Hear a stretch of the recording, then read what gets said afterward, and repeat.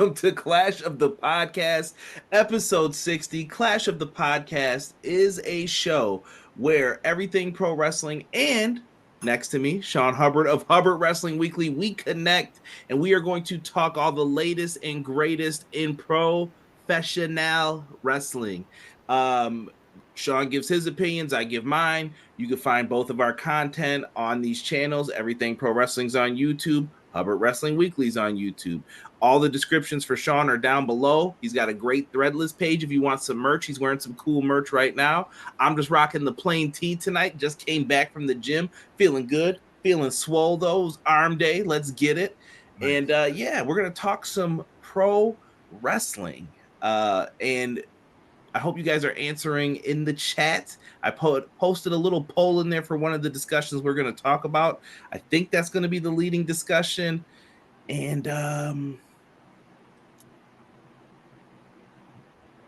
you okay, Conrad? It looks like I feel like I'm supposed to say something, but I always forget when I do the intro. Come on, we have this wonderful background. All of our wonderful people are here to listen to us, and you forget again. You got to get it together, man. You're the best in the world, but for some reason, this always escapes you. But as always, I got your back. Conrad! My brother from another mother. Drop that thing.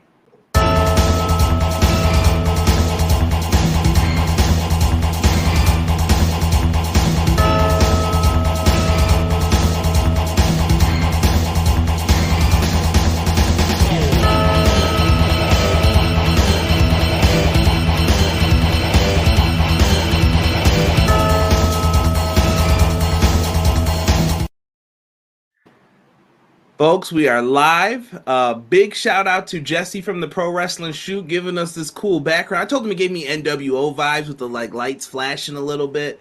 So much love to him. So if you see any little choppiness, little freezing, I'll be yelling at StreamYard for it. But I'm glad that you guys are here with us. Thank you guys so much for rocking with us tonight. No, it's a late start time. We're back next week at the mothership time of 6:05 Eastern Standard Time. Mark it down. We're back. Episode 61, back at 6:05. Sean, tell these fine folks about about your teeth here, brother. How you feeling? I don't know, man. I'm feeling good. They look whiter. They look cleaner. They feel cleaner. They feel whiter. I'm really fired up about it.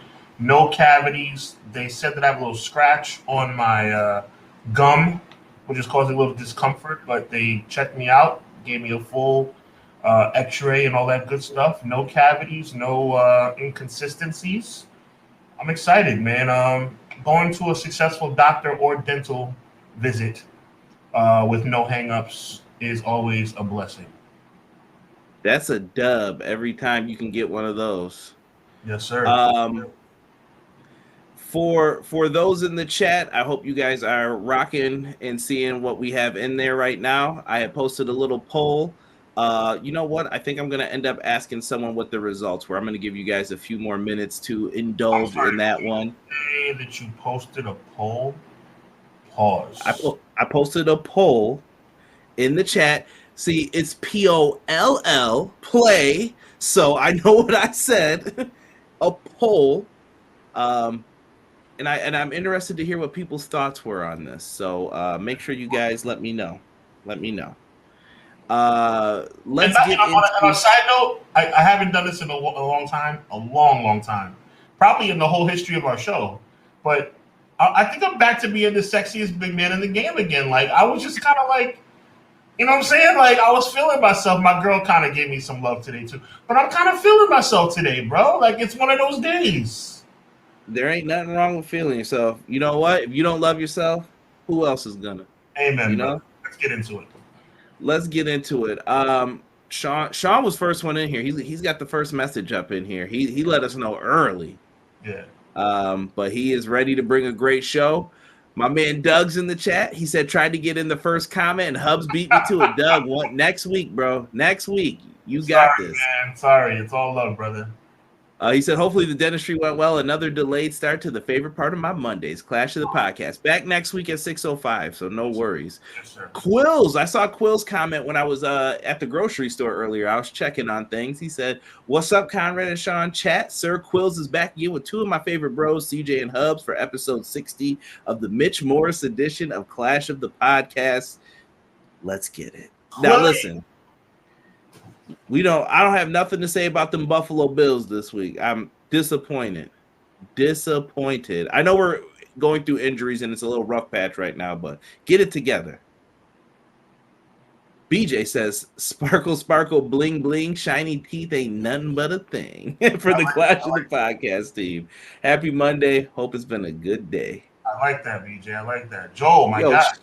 Shout out to Joel in the chat, man. Got to show him some love, too. Says, yo. What's up, Joel? Let me interject, man. Like, Joel, this dude is a busy guy, man. I'm not going to put all his business on Front Street because he's a very humble guy as well. But this dude is super busy. And for him to show up every Monday, all of you guys, like, we know you guys don't just sit around twiddling your thumbs all day. We appreciate y'all, man, for real. That's a fact. I will co-sign that. By the way, that was my B-Rad impression. That'll never happen again. Yeah, we can't be referencing B-Rad on here. Did I go to the movie theater to see that when I was younger? I think I did. Remember that you just go see bad movies like that? Like, I'm not gonna cap. I saw that on video. Yo, me and my wife's first ever date when we were like young in high school was Biker Boys. Oh, nice. I'll always remember that. No. There's a bad situation with that. That movie was It was rough. Well, I'm giving you love, bro, for remembering that. That's awesome. You and your wife's dating back in the day. You remember details like that. I'm sure she appreciates that. Darn right. Let me see here. I swear I was the only one who saw Malibu's Most Wanted. No, you weren't. Everybody. No, you weren't. Is that a swatch? Everybody's seen that. I saw Malibu Most Wanted too. Don't be hating. So good. Look at Quill's new Conrad dropped that thing. That's right. I like it. Vinny's in the house. Sean, I'm gonna let you take this one. Vinny, appreciate you. The only Vinny I like. Hey guys, good weekend. Steelers dub. Good Sunday service. Amen. Hallelujah. My service was good too. Hope y'all had a good one. God bless you. God bless you too, Vinny. We appreciate you, man. Yo, love it, bro. You got me out here laughing so hard, but I love it. I'm feeling it, Vinny. Ray, welcome back. TNA feels so right. That's the poll that's in the chat, Sean. We got some votes coming in, and I don't see one negative one yet about that name return. We're gonna get into that a little deeper here. Everybody's saying you were not alone. Steelers won, Buckeyes won. What a weekend for football. Hey, dub's a dub, baby. I can't complain. Just bring back that Legends Championship. About that now. Look, all I know is this, man. TNA brings back good memories, and we can get a little nostalgia going. I'm down for it. Okay, interesting. Joe says, "Great team right here." Easy E in the house. What's good, E? Rob, smile. Now, I had an argument with someone the other day, and they did not know who made that song. Do you know who sings that song? I don't. Hall and Oates. You will respect Hall and Oates. That's some 80s for you. Good group. I respect it. Our girls in the chat. Jocelyn, appreciate you in the building. Jocelyn, what is good? Restart the stream if you can't see the poll. It's blank for me. Hope y'all refresh. Get Restart the stream if you can't see the poll. Hey, yo. Hey. I'm gonna let you get McKinney too. Get your dog McKinney. Appreciate you. McKinney in the building, always sending me wonderful nuggets of information and encouragement on Instagram. I appreciate you, my G. You know, I'm here to talk wrestling. Let everyone know if you are a paper chaser, you got your block on fire, remaining a G until the moment you expire. You know what it is. Let's go. I like that. I feel like McKinney used to rap in Another Time or something. Yo, I feel like you rapped in Another Time, and we're still waiting for you to drop 8 bars right quick. I'm old, man. I leave this to the young kids now, man. If you need some guidance or you want some opinions, I'll help out. But If you need some gut, let me tell you something. When you age yourself like that, you age me too. We're in our 30s, not in our 50s. Stop doing that. I know, man. But we came from a different era, man. LL Well, Cool J that's was, a fact. That's a fact. yeah. LL Cool J was on the brink of retirement. Now everybody trying to bring us back. Okay, touche. I got to give you that. That's true. You remember details like that, so they know you remember everything. Got to play it right. Facts. That's why I'm everything pro wrestling. I remember a lot of that stuff too. Why I don't know. Hold up, Orlando Jones and Lawrence Fishburne were great in Biker Boys. It was a switch. I love it. I love it. Yo, Battle League, what's good, bro? What's good, man? Make sure you check him out if you guys like battle raps and such. My guy from Philly, show him some love in the chat. I can't go for that. No can do. See, VJ knows Hall and Oates. That'll be on the playlist. Listen, yo, I know the NYC cats love some Hall and Oates. Don't front on me now. Don't front on me. Never. So listen, we had Bound for Glory, Sean. Let's start with the little Bound for Glory, little BFG, man. What did you think of what they were able to accomplish this night, man? We had the Hall of Fame duo of Mike Tenay and Don West going into the Hall of Fame, inducted by our boy Scott D'Amore. Any thoughts that you want to give, brother? It's yours floor right now. Well, I mean, Mike Tenay and Don West were amazing in TNA. They really kind of set the stage for what we know today is what Impact is all about. Obviously, TNA is on the horizon again. I mean, I really enjoyed Don West. Rest in peace. I enjoyed Mike Tenay. I said last week he was a little bit too rich for my blood as it relates to like too much detail. But at the end of the day, nothing wrong with being educated in your craft. So I salute him. I salute Don West. Rest in peace. And one thing that came to my mind was that one time that Don West turned heel on Mike Tenay. That was one of the best moments. That was when he was with Red, right? Amazing Red. Yes, I love that. That was really cool. So very well deserved Impact Hall of Fame induction. And I'll say this. This is very important. I hope the Impact Hall of Fame or TNA Hall of Fame, whatever it turns out to be, remains. You know, I hope that when the inevitable happens, which we all think might happen, where WWE might engulf them, hopefully not anytime soon, because it has been 20 years, give them credit. But I'm hoping that if that time comes, that WWE will acknowledge the Don West and Mike Tenays of the world, because they deserve it. And I hope that they don't just go by the wayside, similar to the way that some WCW Hall of Famers did not get their just due when WCW went out of business. People don't remember. There was a WCW Hall of Fame. And there are some WCW Hall of Famers that would get inducted around Slamboree time. That was one of their pay-per-views. They did the Hall of Fame.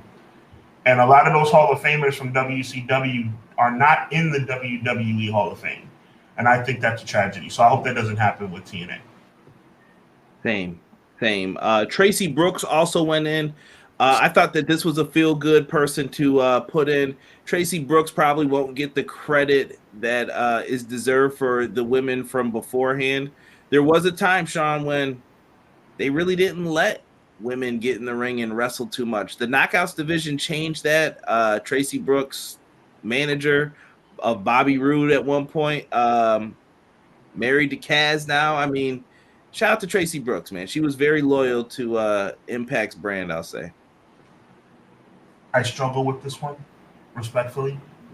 I'm going to put a lot of respect on it just so it's known that I'm not trying to be disrespectful. I just struggle with this one. Gail Kim, Mickie James, Awesome Kong,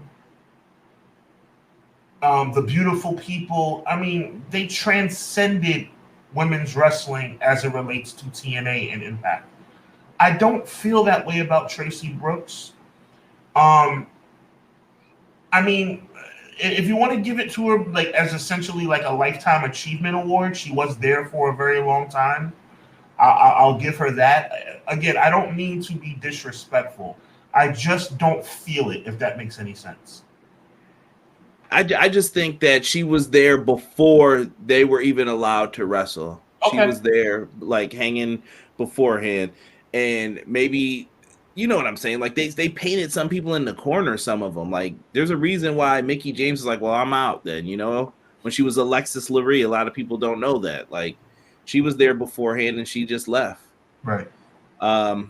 McKinney dropping that juvenile high. Uh, Oh my goodness.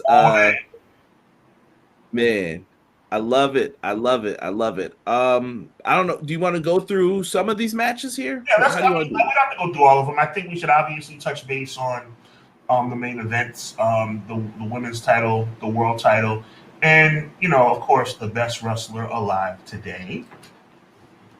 I was thinking of you because that's all I could think of. Let's get into I thought Sabin and Kenta. I always like to show love to the X division. I thought Sabin and Kenta had a really good matchup between the two of them. If you don't know, these are like light heavyweight legends in the game. Hold on, I gotta get that for you. There you go. Thank you. Yeah, light heavyweight legends in the game, man. Kenta and Sabin, like if you would have put this on in 06, what a wild time this would have been. Facts. Chris Sabin is like ageless, and so is Alex Shelley. I love them. Motor City Machine Guns are one of my favorite tag teams of all time in any promotion. Yeah, they were the guns were nice back in the day, man. Motor City Machine Guns were unbelievable. Really good. I'm mixing these up, so if you guys think it's going in some kind of order, it's not. We had the Call Your Shot Gauntlet Battle Royal. We had some surprises in this. We had Juventud, the Juice. The Juice showed up. I was like, is that Juventud Guerrera?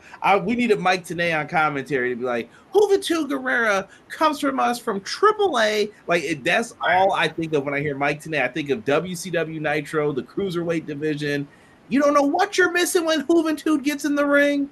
And that was my brother's favorite wrestler, so I always just think of that time. I don't know why, just us chilling in our rooms, the two beds, just like, yo. Or as Mr. Pereira would say, he played football at Tijuana State University. yo, these boys were bugging. Hoovy was in there. Sonny Kiss showed up. You don't know who shows up in these. I was happy for Sonny. Yeah, I have no problem. I mean, I thought Sonny Kiss did the thing too. Like when Sonny Kiss was out there, Sonny Kiss got more time than we probably saw in total of the AEW time on screen. Like in total. Agreed. I was happy though. Sonny Kiss crushed it. Matt Cardona came out with the little Indiana Jones, representing the Indies still. He came back. He did a great job as a heel in this. Like, I want to boo him so badly every time I see him. Like, I am not a Cardona. He is so talented.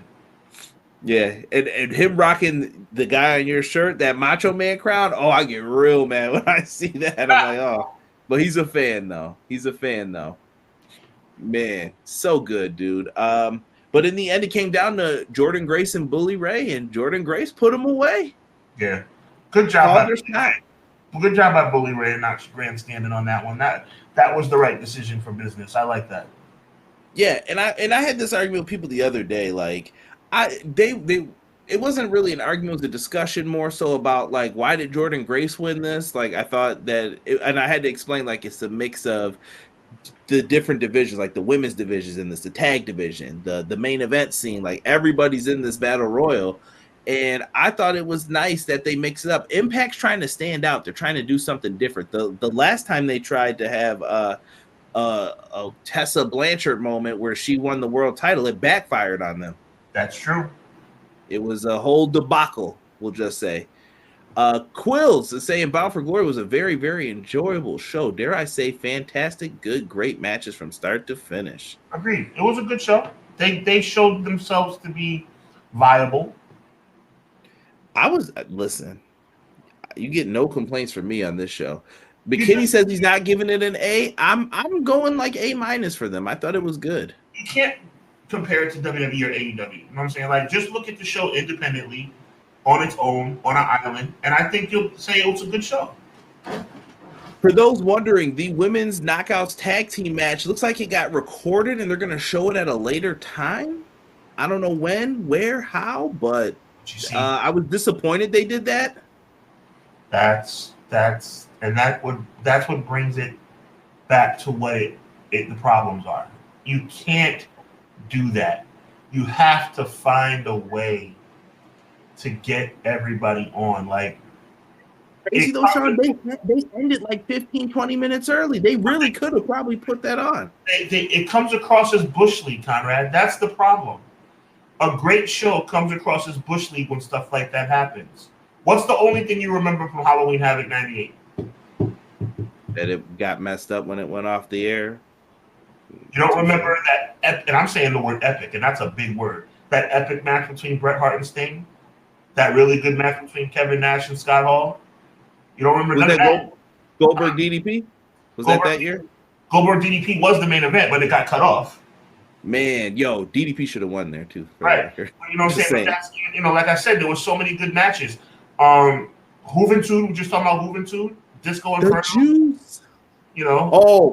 Oh, don't bring that up. There is a funny spot. Oh, I wish my brother was in the chat because he would laugh right now. I can't even say it because we'll get in trouble. But there is a funny spot during the headbutt that Disco. So remember the old guy bounced off the ropes, headbutt into the guy's crotch area. Right. Go back and listen. If it's not the edited version, WWE might have edited this, but go listen to Hoovy after that spot, and you will hear him, and you will start laughing every time. And my brother always remembered that. I'm like, why do you remember that? He's like, I have no idea, but I just remember that spot and when Hoovy yelled. No doubt. Craziness. In other tag team action, though, on this card, we had the Rascals versus ABC. When I tell you that they lit this bad boy up, they definitely did. I predict ABC to be the guys who they should be trying to get into their main event scene. Mm-hmm.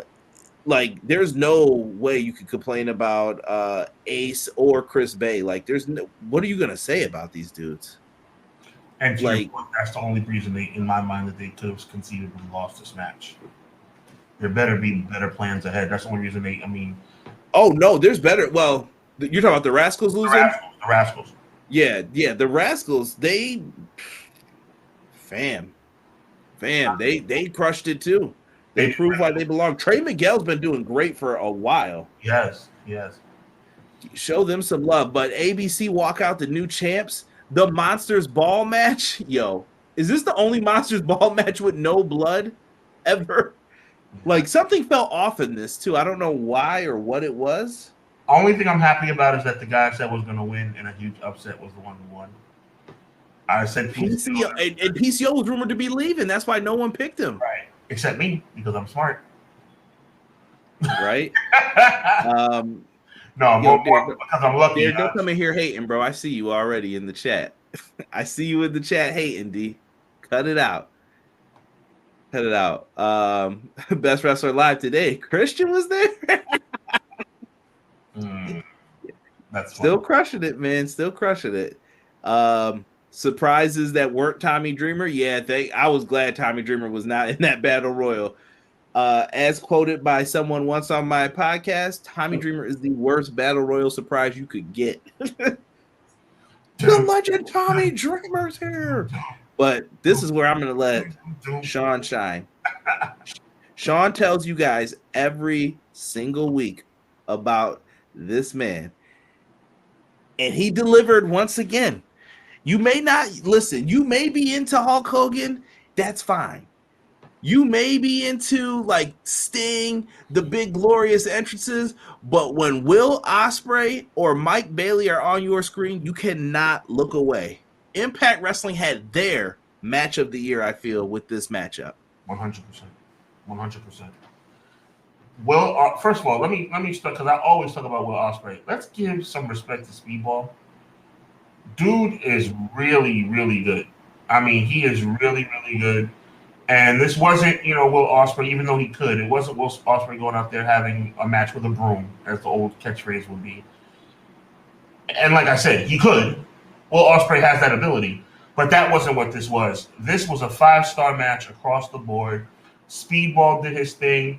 And once again, I've been telling you guys for a long time, in the world of grappling in 2023, there is not a better practitioner than Will Ospreay. Shout out to Deanna in the chat. I see you. I appreciate you, my guy Derek. I see you. I see you. I see people talk about that Hoovy juice. Yo, when they tried to have him impersonate The Rock, oh man, yo, don't WCW from '99 to 2000. What were we doing? What were we doing? I love it. TNA seems to be the only place where gender doesn't matter because Bully was on 10 with his ish. Yeah, yes, he was. Bully always does a good job putting people over though. Like I don't know. Lately with him, I've been okay with him more lately. Like okay. Prince Rockstar in the chat. TNA about to take that second spot away from AEW. You're gonna need some signings first. I ain't gonna go that far yet. We'll talk about it. They had a good night. Wow, Sean is brutally honest. That was a spinning back kick of honesty in the mouth. I'm responding to the comment was they're about to take AEW spot. Let's pump our brake. Impact had a really good night. That's what Sean was telling you to do. Let's take it easy. Pump the brakes a smidge. Yo, I love this match too. The Knockouts World Championship, Trinity and Mickie James. Trinity and Mickie James came out. I thought both ladies looked phenomenal. They were in great shape. They came out to show everybody why this is the best women's wrestling division in North America. People, you could say it's NXT. You could try to argue it's the WWE. You could try to argue it's AEW. That's fine. But I think you have to put them in the contention of having one of the best women's wrestling divisions. Nobody is viewed as a joke. Their matches don't get cut for time. They main event pay-per-views. Yes, they do. They main event their weekly shows because that's where they stood out in the Knockouts division. This was a great match, and I love the finish. Trinity locking in her submission, holding Mickie James. Mickey's fighting, and she eventually has to tap out, and then she holds her in that same position, lets go of the pressure, and gives her the kiss and the pat on the head, and Mickie walks away a little distraught, but shows respect still. I love it. It's Trinity's time. I'm looking forward. I'm looking forward to this. And I think that it's definitely a passing of the torch with the torch not technically being passed, if that makes any sense.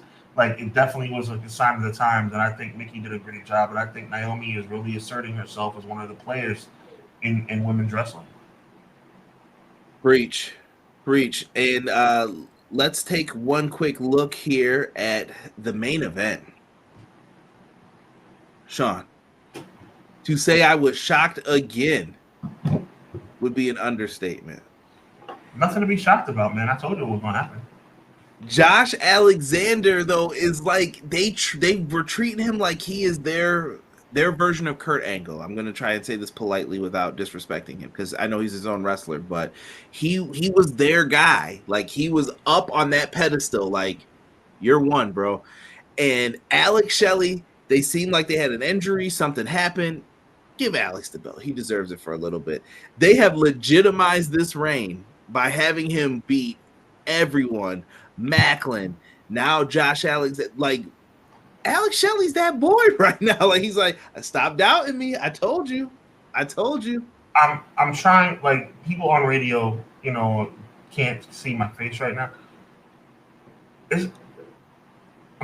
I said, this is exactly what I said. Like, that belt is not going anywhere. This is Alex Shelley's time, bro. Like, that's what I'm saying. People, he's going to lose the title. No, he's not. No, he's not. It's just not going to happen. Like, that dude is on fire right now. The Motor City Machine Guns are on fire right now, and I think that they should continue rolling. I love it. Right? By the way, you're going to love this. You're going to love this because, A, it's real, and B, it's a smidge of petty. Motor City Machine Guns are living the life right now on a smaller level that the Usos should be living right now. Think about it. I'm not saying anything. Take 2 seconds to think about what I just said. The Motor City Machine Guns, as they're currently being built in Impact, is exactly how they could have done the Usos in WWE. And Jocelyn brings up a good point too. Going back to Jordan Grace, Bully Ray put her out of the ring in a battle royal years ago, and that was her redemption. Touche. This was phenomenal. The gauntlet shows that other people other than WWE can put on a good battle royal. Shelly Alexander is in my top 5 matches this year. I'm signing up for the shows on YouTube. We're about to get into that. I'm just trying to let me get some more comments in. Rascals ABC 8 out of 10. Quill says Will Ospreay, Mike Bailey, absolute 10 out of 10 match, no debate. BJ said it might be the only Monsters Ball that an actual monster won. Here comes Derek with his Will Ospreay. Come on, brava. Trinity Mickey James, 8 out of 10. Prince Rockstar, you can see what he said. Best in the world, Will Ospreay. Ospreay Speedball was 6 stars. Amazeballs from Deanna. Josh Alexander, Alex Shelley was 9 out of 10. I thought that was a really good match. I loved it. I loved the count. They wrestled in that match. Like, that was some Bret the Hitman Hart British Bulldog wrestling, like hold for hold, grabbing your toe. I got you. Really good. Ospreay Speedball was like watching the Flash versus Quicksilver. That match was 0 to 100 miles until the bell rang, till it ended. I was tired of watching. Knockouts are the best overall women's division, Deanna says. Good match, but felt kind of off a little. Was this their first time in the ring together? Not a fan of the crotch and camera view. Ooh, my goodness. Knockouts second to the Women of Stardom. Hey, Stardom's a good promotion too. Let me see here. Alex Shelley deserves his praise. He's not transitional. Deanna knows what she's talking about. I like Deanna. Deanna watches a lot of Impact. We are shout out to the insiders. They cover Impact often, and Deanna is a mod in their chat, so she knows. McKinney says Naomi ended the rodeo, right? Mickey said that she would retire if she lost the title. She had to drop it. I don't know if Mickey's gone yet, and there's a reason why. And we haven't even gotten to the main thing. Tell the Usos to stop drinking. Yeet. Come on now, McKinney. Come on now. WWE is shooting themselves in the foot for disrespecting Trinity all this time now. She's rightfully thriving as Impact champion. She bet on herself. That was Sean's point, I think, earlier. But so we have all this extra time that we talk about matches that got cut and everything else, Sean. And then we get this beautifully done, like, cinematic kind of angle. I'm like, what's happening here? People are coming out of water and running through the woods, and this was well done. Like, they must have spent some bread to do this. Oh, they did a good job. That's, some backwoods area of Florida or Tennessee, but they did a great job. Like Matt Hardy's house. For all I know, that Lake of Reincarnation. Kaz comes out with the what was it, a chest? Chest. Yeah. He comes out with like a chest, drops on the ground, and everybody's like, it looks like, Are You Afraid of the Dark? The Midnight Society's throwing smoke dust on it. I don't know what's happening. And then all of a sudden they were like, well, what's done has to be done. And it pops up. Boom. TNA Wrestling, we're back. All right, Sean, we got to ask the question in the chat. You guys can talk about this too. Try to give one overall concise thought here. I understand. Well, first, what does TNA need to do now, since they're going back to TNA Wrestling at Hard to Kill? So in 2024 is when it'll become TNA Wrestling. What do they need to do to separate themselves from where they've been, in your opinion? They have to embrace nostalgia, but in a way that's not totally going back to what they did in 2010, or 2011. They recognizing the past, which I think that promo did beautifully, and then basically embracing the future with the elements of surprise and elements of respect for the industry that they created back when they started TNA. For me, TNA is a spinoff of NWA. Obviously, they were the NWA. They had the NWA title, all those type of things. You can't do the NWA title anymore, but what you can do is you can embrace that history. And that's what I think, even though some people don't like them, that's what Double J was about. That's what Sting was about. That's what Kurt Angle was about. That's what AJ Styles was about. And what we have to do now, if we're TNA, is we have to embrace that and bring in these people who have already made a name for themselves in Impact and just strap the rocket to somebody's back and carry that TNA banner, man. And you just have to make the right decision. And as much as I like Will Ospreay is not that guy. You have to have an Impact original to take that banner and to run into the next decade with that TNA banner on their back. I think though, I personally feel like they need to sign somebody too. Though you need one or two signings that separate you. When did you start watching TNA wrestling, Sean? Do you remember? I will never forget. My first TNA pay-per-view was Team Canada versus America's Most Wanted. Main event, steel cage. I think it was Lockdown. It was one of the most fantastic events I've ever seen in professional wrestling. And that was, I believe, 2008, if I'm not mistaken.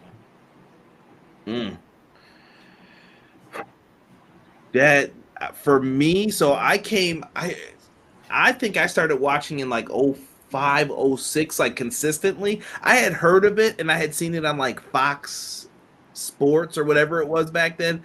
You remember it had like the ticker and it would just come across a little bit back then. You would catch it here and there, but I never knew what time it came on or whatnot. And then eventually they got the deal on Spike. And then I was like, okay, I can watch this all the time now. And right. I would watch them. And I remember they signed Chris. First they got Sting to go up against Jeff Jarrett, and you knew some of the other names. I was like, oh, Sting's here. Sting was their legend, though. Okay, you got yourself a legend. Then they had Christian Cage come in. Christian was sick of the WWE. He came in. And then they got Kurt Angle, which I always feel bad for Christian because every time Christian goes somewhere, here comes someone else. It happened in AEW even. He's there, here comes Punk. Christian can't ever just get his moment in the sun because someone's following him. And Christian did great. He thrived there. And I think Kurt Angle has a lot of bangers in TNA wrestling that he doesn't get enough credit for. Like, some people forget that half of his history. He spent more time at one point in TNA than WWE. This is true. I'm just letting people know. Thank you, BJ. Fox Sports Net. Fridays at 3 p.m. I was hooked in the early days. It was definitely interesting. It was definitely interesting. And we talk about Mickie James going away and all these other things. Well, look who's on the cover of who they're promoting. Speedball Mike Bailey, Josh Alexander, Alex Shelley, Trinity, Steve Macklin, Deonna Purrazzo, Chris Sabin, Moose, Trey Miguel. They're on that banner for a reason. As they should be. Because let me tell you this, and a lot of people may hate me for this, but I understand why they got away from the name change, Sean. And I'm going to explain why. Mm-hmm.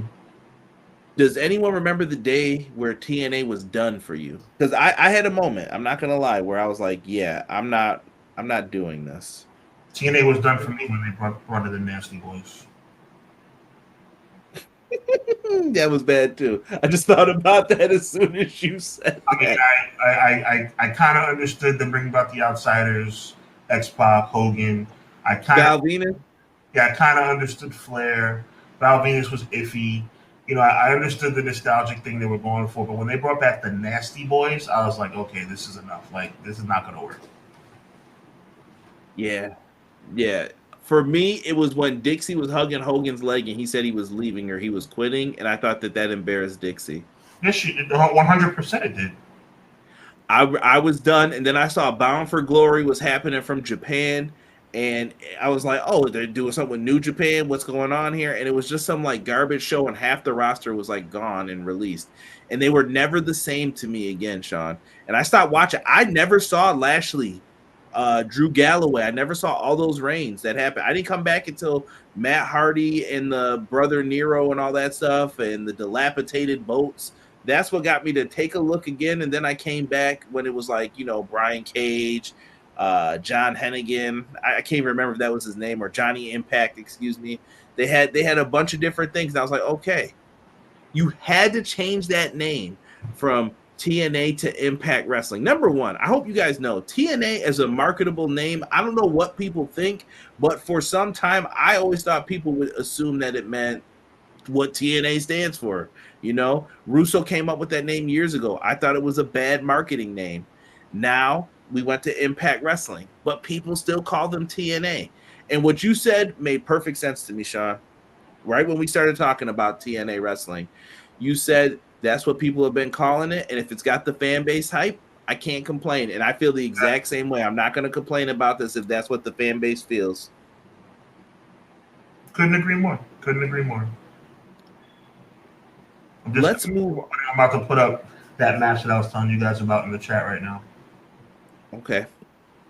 Now, I guess this would be a good time to transition into WWE, but I'm going to let Sean lead this one off because I want to know what he thought about this as far as it gets into with Jimmy Uso and his character work.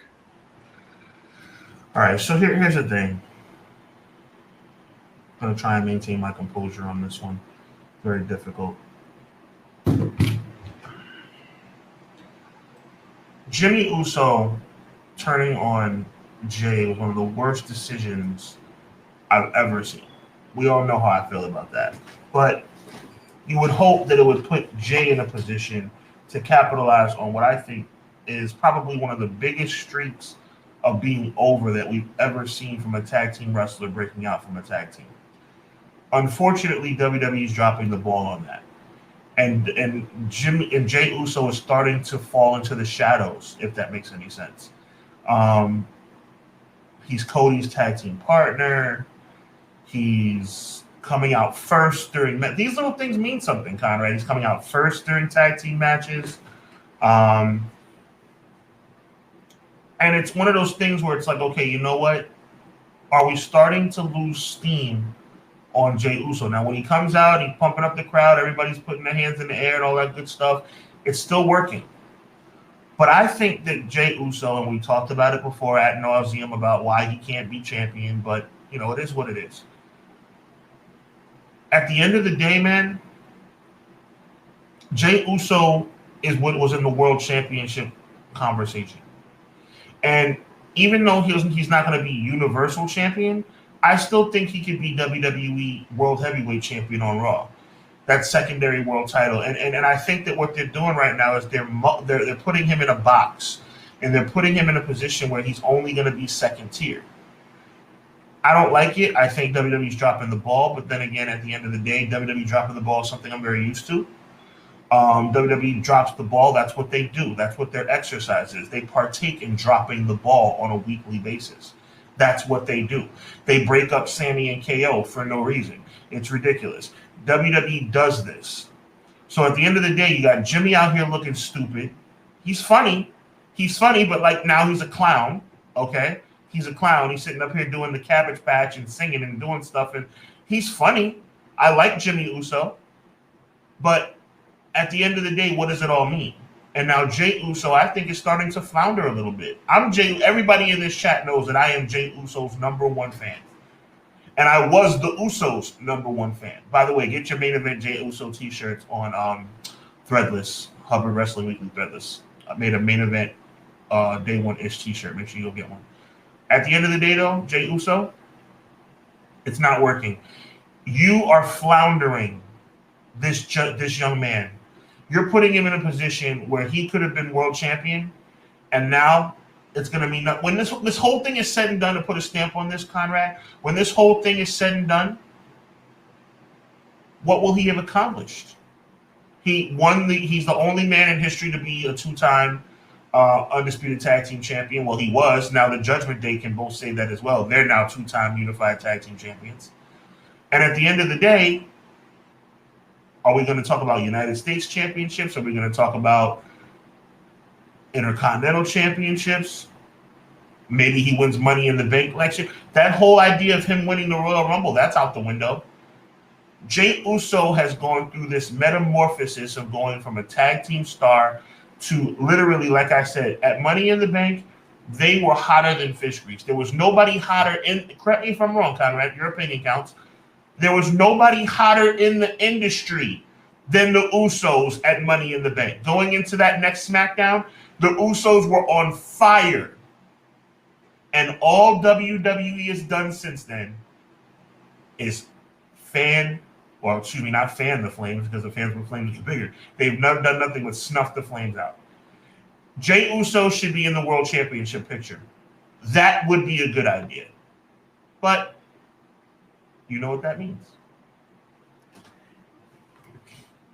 I like that I gave Sean the floor for that. It got him fired up. The Usos, they had their time. If they wanted to do something, they had their chance to do it. I don't think you're going to get it back now. I think people are on that road to seeing Cody Rhodes and Roman. They teased that again. I guess people are still excited for it. I give WWE credit for maintaining people's excitement for this.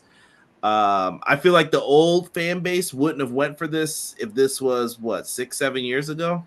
They wouldn't have stuck around for this. They would have been upset already. But there's a lot of faith in Triple H now. Apparently, he's been knighted, supposedly, by those at TKO Group, saying he is the head of creative for WWE. There will be no more Vince-isms as long as things go right, I guess. So we'll see. But you mentioned something that I've been thinking about for weeks, and I've been mentioning this, but I haven't mentioned it on the show. Jimmy Uso, you brought up his character work about him being funny. I view him as Joe Pesci in Goodfellas in this situation. I'm starting to turn on how I think this is going to happen. Now, I don't think we're going to get the reunited Usos unless it's by force, by like Jay has to do this because of what Jimmy wants him to do or something like that. I think that what is going to end up happening here is, you've seen Goodfellas, right? Am I about to spoil this for anybody who's never seen this? I got you. I know spoiler alert coming if you've never seen Goodfellas for a scene in it. I know exactly where you're going, bro. Joe Pesci was in there, and he was the guy who would get a little too big for them britches sometimes. And he was in the rooms. Do you remember, like, when the kid made the joke? I'm ruining the movie now, but when the kid made the joke, even like, hey, why don't you he said like shut up to him or something. Like, he said something disrespectful to him when they were in like the gambling ring in the bar or whatever. And he got up and he clapped dude. Like, that was it. That was like, they were like, what did you do that for? You could have just talked to him. He's like, oh, he disrespected me. Then all of a sudden, look at how he talks to Roman still. Think about this. When him and Roman are in the room together, Roman's got to put him in his place. Look at the faces. We put these pictures up for a reason. Look at the faces. Even the wise man's like, yeah, you better chill out. And what happened to Joe Pesci one time? They told him, come with us.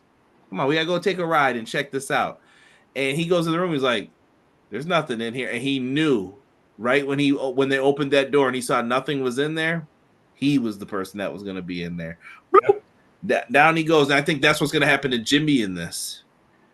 The question is, does Roman need him as part of this? Or is this going to be how Roman, he doesn't have anyone to support him anymore because he has crumbled within? Has Roman and or Paul Heyman, and obviously not Solo because Solo doesn't talk, have they said, Jimmy, you're back in the bloodline? No. It's never happened. Jimmy's the only one saying Jimmy's back in the bloodline.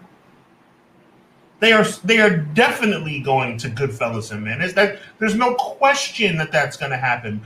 See, what you're saying right now, my brother, is spot on. My issue is this. When it's all said and done, you're going to have Jay playing second fiddle to Cody, and you're going to have Jimmy whacked by the bloodline. What does it all mean? This is the point I'm trying to make is this is pointless. This whole situation has been hot. Now I'm pissed off again. See, I was trying to not get fired up about this. I know they're going to end the story. I understand that. But what does that mean for the Usos? What does that freaking mean for the Usos? What does that mean for the greatest tag team of this generation? Arguably the greatest tag team of all time. They ruined them. Jay has no purpose on Raw except being Cody's backup. Jimmy is a flunky for the bloodline that we all know the bloodline doesn't want him, and Roman's going to beat the crap out of him. This is stupid. Now, this would be a good idea, but you know what that means. If somehow, and the only reason I would go there is because they've left me no choice because of where they brought us so far. But if I was put into that writer role right now, okay, Sean, you got to take over right now. You can't go back and change anything. You have to take it over right now. The only thing that would make this salvageable is if Jimmy is secretly influencing Solo to turn on Roman Reigns. That's the only thing. If this was all a plot all along to make Solo the tribal chief, that's the only thing that would make sense. That would make any sense as it relates to being entertaining. Because anything less is going to be ridiculous. And that's exactly, that's a fantasy because you know that's not going to happen. What's going to happen is that Roman's going to turn on Jimmy, and then eventually Jimmy's going to get back with Jey. And we would have lost probably a year of top-tier Jimmy and Jey for no reason. Sean, let me ask this. This is where I'm upset. Imagine the tag division if you would have kept some of these teams together. Imagine the Usos, Sammy and KO, The New Day, DIY. I think they could have the best tag division in pro wrestling right now if they would keep them all together. The problem is, don't get excited about DIY either. I was excited too. You're not alone. They're not going to do nothing with DIY. DIY is going to be trash this time around.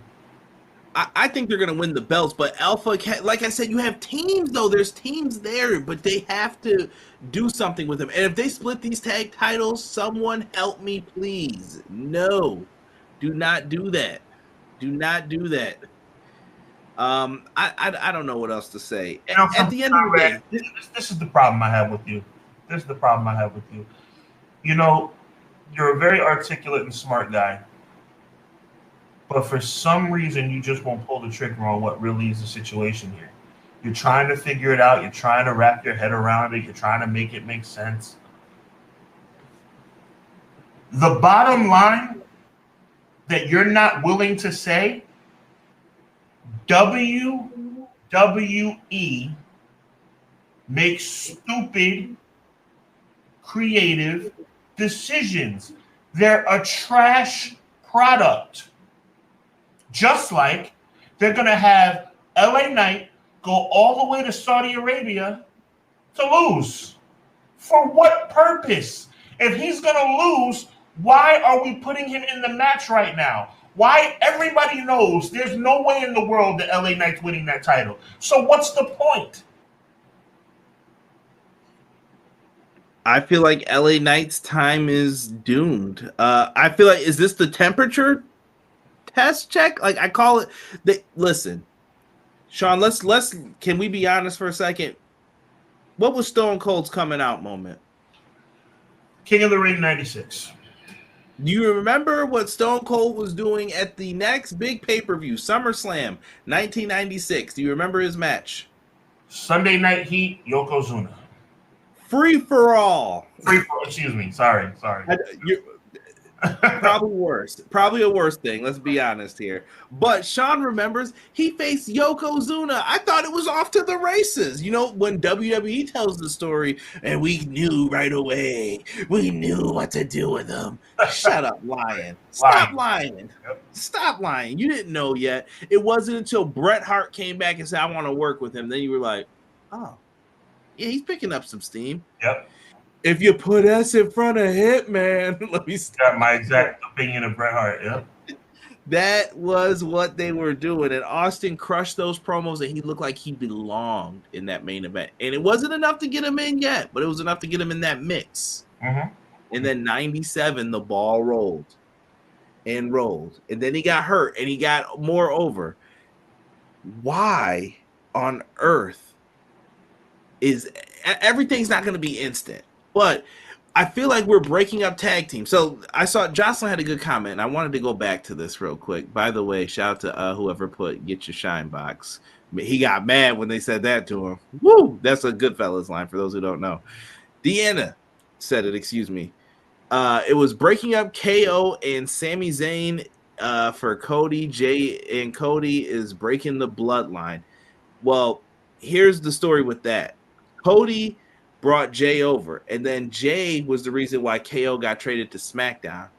Kevin Owens is going to rip their heads off, I think, in the War Games match. I think he's going to lose it on Jey Uso. KO and Jey are cool now. Listen to me, Sean. I'm listening, brother. Who's the reason why Kevin Owens and Sami Zayn aren't a team anymore? Indirectly. He may have not meant to do it. I was helping Jey out. I was being a good guy. If you want to be technical, the reason that KO and Sami broke up is not Jey Uso. The reason is Cody Rhodes. Mm-hmm.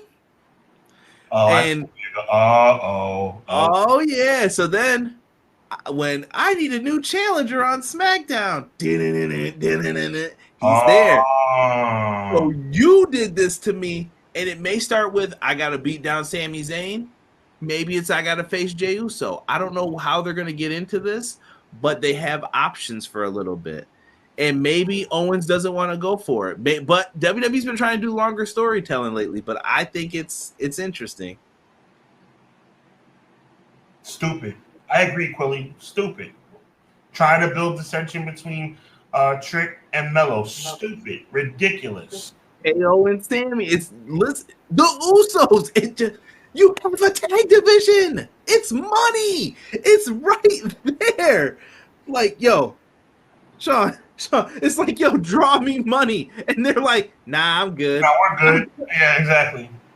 I'm like, you can satisfy your undercard. Why wouldn't you do that? This is why we get aggravated with WWE sometimes. You got to give us credit for our reasons of aggravation. Like, the tag division is there. If you had these teams you're talking about, Conrad, you could split up the tag titles again, and you'd have quality tag matches for championships on both shows. Imagine Trick and Mello versus the Profits. Bro. Gunther's team. You got teams sitting in NXT who should be on the main roster. Damn right. I forgot about what the Lover Boys were called. Umberto and Angel. Like, what are we doing? I'm not a big fan of those guys, but okay. I know what you're trying to say. They can go, though. I'm not saying they need the belts, but they could be in your division providing something. You have so many good teams. Oh, my. Like I said, if you call up two of those NXT teams, you're good to go. But they don't do that. But give the Uso singles titles, they can do it. If they want to. They want to, but that sounds like a good idea. Pro Wrestling Shoot is not going to play around. I saw what you said about Super Chats too, bro. I may have to ask you to remind me on how to do that, but let me know, and I'll put up those Super Chats. Jimmy is going to get taken down. Yeah. Come on, E. Come on, E knew too. Solo will do the dirty work. And I hope they have a plan for him too. Bro, remember back like 3-4 months ago when Solo for that 2 seconds said that he chose his brothers, and when he walked across the ring, the crowd went absolutely insane? Maybe that's a sign that you should go with Solo, but no, that sounds like a good idea. You know what that means. Dig BTW, what up, G? What up, man? Welcome to the chat, brother. Appreciate you. We're on YouTube, Twitch. I think we're on Twitter right now too, so show us some love, man. I missed when that was. The Hubs, are they really? Chris told Tommy, yep, go have yourself a good fella to shot him. He offered him to save face. Yeah, he didn't have to do that, though. That was a kid, young kid. You are how I know what's going on. You two are how I know what's going on in sports entertainment. Glad we can help out, Jocelyn. Once again, WWE is the epitome of incompetence. I thought Triple H was making it all better, though, remember? Triple H is like one smidge. But like I said, a D+ when you used to get an F seems like an A. They did confirm that Vince's fingers were in the pie, though. His germs were. You knew after. What did we talk about the one week, Sean? It was after WrestleMania, the night at the Raw after Man. That was a bitch show to the fullest. Yes, it was. It's Omos. I was like, where's he been? Just crushing people. Yo, Jay and Kevin are still cool. All I could hear was Booker C telling me, "Tell me you didn't say that." Y'all remember what Conrad just said.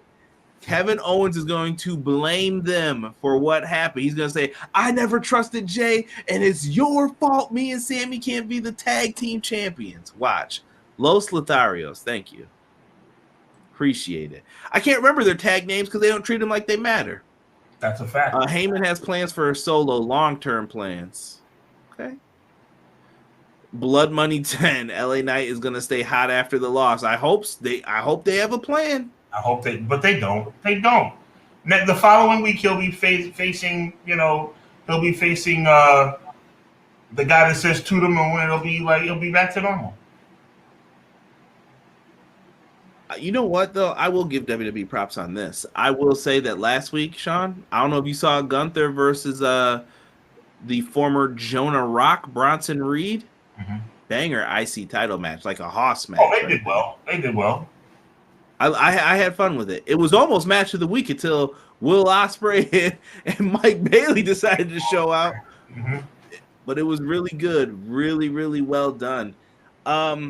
Yeah, I'm with you though on your fear for LA Knight. Like, I hope that I have faith that they're gonna do this right, but I just feel like LA Knight's not winning the title right now. LA Knight should win this match by DQ. That's the best way to go at this point. And I saw some people mentioning things too. I guess we can get back into this for a moment of a second or a smidge.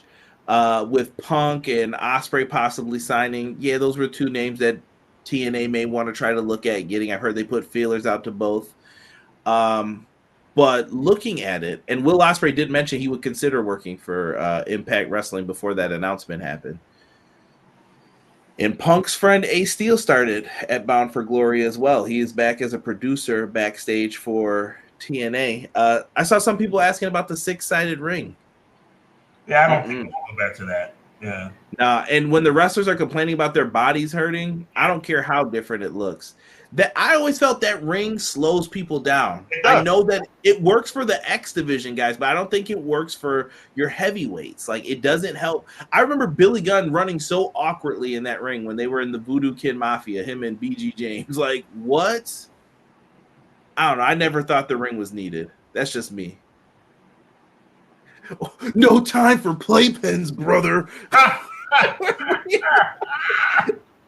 He thought that was going to get him cheered, and they were like, boo. What that guy is, man. Oh, my. I'm ashamed I used to be a Hulkamaniac. Oh, my goodness. LA Knight, Cameron Grimes. Oh, no. Yeah, no, that's what I think. Thank you very much, Quills. I was thinking about, I said the To the Moon guy. Thank you, Quills. To the moon. And by the way, he's good too, but they're ruining him too. He doesn't get enough time to do anything. Matt Lopez. M. Leezy Fo Sheezy. That's that. Now you read my mind right there. Now that's some tag work. Hey, it is. They'll probably break us up soon too. Don't tell WWE. Oh, yeah, that's it. Will Ospreay versus Speedball match of the year. I don't know if I'm ready to night it with that yet, but I thought it was great. BJ said random, but we should all appreciate that we're getting so many good matches now. Gunther, Bronson, Ospreay, Speedball, Alexander Shelley, Danielson, Andrade, all in 1 week. That was a good match too. 6-sided ring isn't needed. Hopefully TNA runs the Hammerstein Ballroom. Someone run the Hammerstein Ballroom so my man M. Leezy can go to a show. He's been wanting a show there. Easy E says Anthem is going to open up the purse. They need to. If they want Punk and Ospreay, they're gonna have to go and dig into super facts. TNA couldn't afford Hulk Hogan, but you know who could? Spike TV. Yep. It's time to open up that bank a little bit. If they could do it, I'd be all right if the 6 sides came back for like a special show a year, but not permanent. I agree, BJ. That's fine. What I say, and I'm gonna piggyback off of what BJ said. 6 sides of steel. Let's have the 6-sided ring for Lockdown every year. They might bring Lockdown back. It's been gone for a few years. That's what I'm trying to say. I think that's part of my prediction. I think they're going to bring Lockdown back, and I think Lockdown should be the night that they bring back the 6-sided ring for the 6 sides of steel. Never apologize, Matt. Never apologize. I was wondering where you were, but never apologize. Good. Yeah, it doesn't. As long as you're okay, bro. We're glad you're here. Oh snap! Love the 6 sides. I'm gonna just act like I read that in your Iron Sheik voice. Can't repeat that. Also, y'all hear about Final Battle Honor Club exclusive? Yeah, that means they're about to try to put on another AEW pay-per-view and sneak another one in. Yep. Crushing me, bro. Sounds like AEW is going to do the December pay-per-view that's been rumored. I think you're right on that, BJ. The press release said TNA, they wanted to run larger, more prestigious arenas. I think that's another thing they need to do. They need to. That's part of the problem, Conrad. I believe I've talked to you about this before. You can't have, and Bound for Glory was great, but you can't have your biggest shows in these small venues, bro. You gotta go for the gusto. Listen, question, you tell me if I'm wrong. Optics are everything, bro. If you give the tickets away 3 for 1, after, if you see you're not going to sell enough tickets, if you have to go 3 for 1, go get a 10,000 person arena. You have to. If you're going to be taken seriously, you have to. I was just talking to Joel earlier today. New Japan's running a very small venue. It doesn't work, bro. It doesn't feel the same. Unless you're NXT, which is a weekly show, and that's supposed to be an intimate environment. I mean, it's funny, though. They get the pass over other people, though. You know what I mean? They run that little... Well, I'm not giving them a pass on it. I know you don't, but I'm talking greater wrestling audience. Right, but and I don't know what it is. Maybe you can help me understand. For some reason, NXT can get away with it. And you got to remember, too, when we're talking like New Japan Strong, that is their, like, main event under division of... Right. Because in Japan, there's only about 5-6 venues to run. Yeah, but they crush it in those. I guess it's a little bit different. Amnesia, I appreciate you, bro, but are you kidding me? A lot of what are we looking at? Breaking news. Crown is it what? Oh my god! Like they suck, bro. They freaking suck.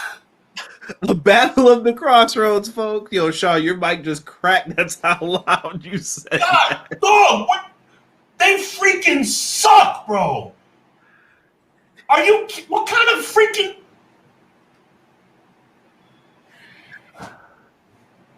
I got nothing. Are you kidding me? Are you kidding me? Damian Priest and Cody, for what? For what? Why? And what's next? It's gonna be Jey versus Finn? That's so freaking stupid. God, wait, who versus Finn? I'm guessing what's next? Jey versus Finn? Well, you know who's going over in this match. I'm telling you now. Good Lord, man. Yo, Conrad, my hand to God, bro. You know I'm dead serious, bro. They suck, man. They suck. Are you kidding me? Thank you for the news, Emily. I appreciate that. Cody Rhodes versus Damian Priest? For what reason? Why? Conrad, why? A battle of the crossroads.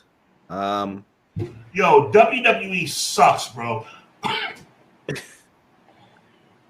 I don't know what the plans are with Priest in the Money in the Bank briefcase, or the Senior in the Bank. Is that what they're calling it? Senior Money in the Bank briefcase? Conrad. No, listen, man. Listen. This is a mockery, bro. And I'm not joking, man. I know it comes across funny to everybody. I appreciate you guys. I know you guys enjoy my rants, whatever, but I'm serious, man. This is a mockery.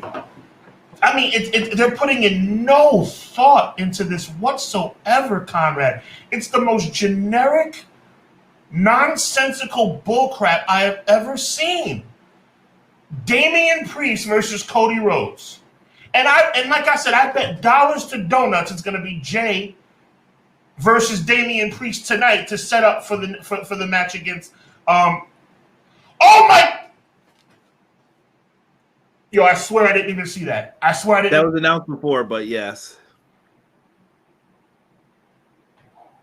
Conrad, my hand to God, I did not look down at the chat. I did not even see that.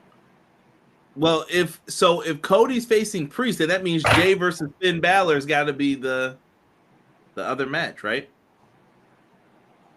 Can Jey get over there? I can't remember if the Usos have been over there. So they were in Saudi for when they turned on Roman.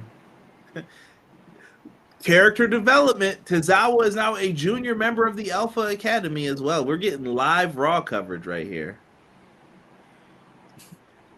I'm laughing at that match because it's WWE. Nah, bro.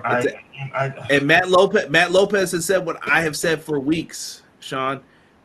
It's the endless black hole of same matches over and over. It's a house show at this point. I think these shows should be unseen by the U.S. like that India show, because this Saudi prince is killing the continuity of the stories to have shows for the people. Listen, they took that money. That's all I can say. They took the money. I don't know. I don't listen. To the people that are listening on audio, I apologize for being so quiet. I'm in shock right now. I mean, just when you think it can't get any worse. Conrad, I know you like to reel me in. You think I'm overreacting a lot. That's pathetic, bro. Listen. They're not even Conrad. They're not even trying.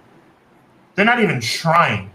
But Sean, the crazy thing is they're selling out, and this is going to move us on to our next topic, though, because I do want to get into this. Yeah, sure. Oh God. Here's how WWE was looking before, but now they're out here selling out. And I wanted people to see this because WWE fans have been on this little high horse lately, and I just want to remind them this could happen back to you too. But we're here to talk about AEW and having empty seats in the arena. And I know a lot of fans have been disappointed, me included, in how some of these arenas have ended up looking recently for AEW. The ticket sales have been abysmal lately. They've been posting the last few years of the numbers, and you see it go from 7,000 to 6,000 to 4,000. What do they need to do to get back into the swing of things? Because I just got tickets for something else. I won't say what. Well, I will, I guess, for the intern. Paw Patrol. Shout out to the homies, but he doesn't know that. And you're a good dad, Conrad. Yeah, so if anybody who I actually see comes over here and says that, I will have to Ric Flair chop you on demand. So don't ruin that. But the tickets were crazy, bro. The prices are crazy for all tickets. But guess what? I bought them because I needed them. WWE still selling out. Why is AEW not selling out? AEW is trying for you. But I feel like trying's not enough anymore. We just talked about WCW 2000. Sean, I couldn't tell you what they did for like 8 of those 12 months, bro. I don't even think they had a plan. I would have hired Sean. I don't know how old you were then. You had to be what? 15 years old in 01. I would have hired Sean just to write a show and been like, Sean, you just pick whatever you want by yourself, bro. Just keep it PG. Because that would have been better than what we were getting. There were too many people like, I got this, bro. I got this. Kevin Sullivan's over here. Let's book it like Florida. And then you got Nash trying to book like, I don't know what happened. I don't know what happened throughout all that time. Bro, yeah. So what do we do here to improve AEW? Now I'm talking to the wiser, older Sean. What do we do here? It's hard to say because before I think I've mentioned before that I think they need to go out of their way to try and do these big signings and make sure that they make a splash, and they've done that. I don't know what really more you can do. I think the fans have been lazy, and it's really a shame. I think the fans have been lazy. You got to pay things off a little quicker. You can't let this MJF storyline linger too long. I mean, that's kind of a problem as well. You know what? I know PWS is making a little bit of a funny with that one, but that's also true. I think they need to stop focusing on these so-called dream matches and get back to storylines. Tony Khan's a promoter, though. Promoter's going to promote. They never say it's bad. And I'm just like, but dog, was Bryan Danielson versus Andrade a dream match? It was a match. It was a great match. Right. You don't have to say that. You know what a dream match is to me, Sean? If you told me we were getting Hulk Hogan versus Stone Cold, Hollywood Hogan, I would be like, yo, that's a dream match, bro. Rock Hogan was a dream match. That ain't no dream. Like, these ain't dream. You work in the same company. They're not dream matches. They're good matches. They're not dream matches, like you said. If you could get Bret Hart, Kurt Angle, I could understand using that. But that's not what we're getting. Brett, excuse me, you ought to be saying Brett now. HBK versus Kurt was a dream match as well. Yeah. It was just generational talents. And people are saying if you can't fill, you go smaller. What do you do if you don't have a smaller arena? I'm from Buffalo, New York. Guess what we have? You're either in the big football arena, the hockey arena, or you're in I don't even know what we call it. You're in a little bar. Buffalo Municipal Auditorium. We don't have anything like that even anymore. Truthfully, we have smaller places. Like for music, it would be the Trelf, or you would end up going to where we went for the concert for Thundercat. If you guys see my post on IG, make sure you like them. There you go. And yeah, we went to somewhere. That's where Ring of Honor used to hold their shows. It's small. It's an intimate environment, but you know what I mean? Like, where else are you supposed to go? Facts. You have to go to the 5, 6,000, 10,000 seat arena. I'm with you, bro. You're talking right. You know? You're talking. I just don't know what to do to fill it up. Let's see what the chat's saying. BJ says WWE has not given anyone a reason to watch full episodes of Raw or SmackDown in what feels like years. That's a fact. That's a fact. What's the latest episode of Raw you would go back and rewatch? Kevin Owens winning Universal title. You like that whole Raw show? No. Oh, but so that's just a moment. I'm talking about what show would you go back and watch? For me, it's the Punk, where Punk dropped the pipe bomb, where he was backstage with Austin and everything. Not even that. That was amazing. I mean, I'd go back. That's another moment I'd go back and watch. The last Monday Night Raw that I would watch in its entirety and actually go back. I mean, I've watched Monday Night. I'm very nostalgic. I watched all the Monday Night Raws, the old Monday Night Raws. But the most recent one, bro, the most recent one I would watch is the Go Home Show. The Go Home Show for WrestleMania 26. What is that, 2010 or 2011? That's the last full Monday Night Raw because you had everything going on. You had HBK getting ready to retire. Undertaker was on that show. Triple H was on that show. Everybody, like, basically it was a plethora. You had the Vince McMahon Bret Hart storyline. Maybe Raw after Mania for 30. Maybe, and that's a big maybe because you said not just moments. You said a show that you'd watch in its entirety. Mm-hmm. Oh yeah, maybe. I like that Punk show though because I remember him and Stone Cold's interaction. That was really good. I just remember that night feeling different, like something felt different in the air about what they were doing. Okay. And I just remember, are you drinking on the job? Yeah. Can you say the alphabet backwards? I could beat you up backwards. I loved it. Stone Cold and him were. That's a dream match, by the way. Right. Don't get me started. Jocelyn said, that's why I stopped watching WWE's product. It's predictable and isn't worth me watching. I can predict the other matches with the other products, but it's still entertaining. See, y'all think I just be bugging, bro. Like, it's not even about, like, I'm not just spazzing out. Like, I'm angry because I feel like, Conrad, reel me in off of this one, bro. I think WWE's making a mockery of the sport that I love, bro. That's what I think. They're making a mockery of it. They don't care. They don't give a crap. I don't think it's that they don't care, Sean. I think they care, but their allegiance is to the money and to we used to be number one for Vince McMahon because he needed people in those arenas to fill the seats, to buy the popcorn, to buy the shirts. Sean, who cares if you buy the shirt? That's added bonus. That's the frosting on the cake. Thanks. I don't care about none of that. I'm gonna make money anyway. I got the sweet Saudi money deal. I got a television deal I'm working on. I've got this. They have so much money coming in that it doesn't stop. It's just a train. And that's something I think people don't appreciate with AEW too, is that they don't have as many revenues for the money. They're out there, but they're not out there. You know? McKinney said, since I was an NPC, I don't think Okada wrestling I don't want to think Okada's wrestling in half-empty buildings. I hope not. I've been building up so much for AEW issues with selling tickets. I might need to ask for you to have me on a guest somewhere to talk about this. It's so perplexing and yet not all at the same time.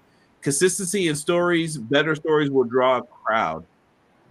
But are WWE stories consistent and better? You get what I'm saying? Like, Sean just tore down the bloodline stuff with Jimmy Uso. I don't think it's better for some of it. No, So Logan Paul's on Raw tonight. What brand split? Bad morale, TK and elite treatment of Punk. Yeah, that could be part of it too. You split your audience with Collision and Dynamite, and then when Punk leaves, you're like, "Oh no, everybody come back!" No, they're gone. They're gone. Dynamite live from the trial, Collision from Webster Hall. Dream match: Omega Roman, Motor City Machine Guns, FTR, and AEW. They have a lot of awesome potential in first matchups. Good competitors, but you got to build that stuff up or do outside company type matches. Yeah. You got to treat those moments very special. I agree. I have a graph for you guys here. I want you guys to just take a peek at the ticket changes here. Shout out to our good friends at WrestleNomics for these. They did the chart. WrestleTix is the source as well here. It's not looking good, man. Under Dynamite there, you see the quarter. It looks like they're rising up a little bit, but they're down. It's a rise, but it's not a rise enough to be anything significant.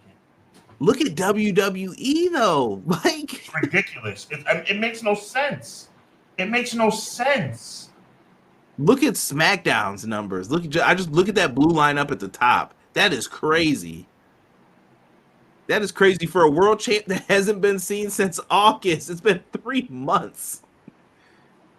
Yeah, I guess I can show. I mean, the fact that they count this 1,000 days or whatever, it's pathetic, bro. It's absolutely pathetic. Collision took a big dip downturn as well here looking at this. Just crazy looking at it. And look at the house show business. It went up. It's starting to dip a little bit again, it looks like, but it went up. I see what you're saying. It went up initially. But it's not. Listen, it ain't this no more. It ain't this. And that's where they were right before us. But I want WWE fans not to get their britches all too tight, thinking they're high and mighty. Like, take it easy, but enjoy the run. Look at NWA just got a TV deal, Sean, supposedly from the CW. That's not bad. Top 20 network. I mean, they're making moves.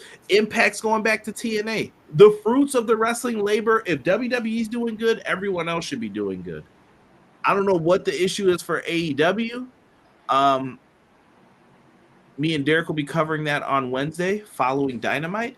But Sting, Sean, I want to end on this note with you. Absolutely. I didn't even tell you this. I added this in. Sean picked all the other topics for tonight, so show him some love. Hit the like button.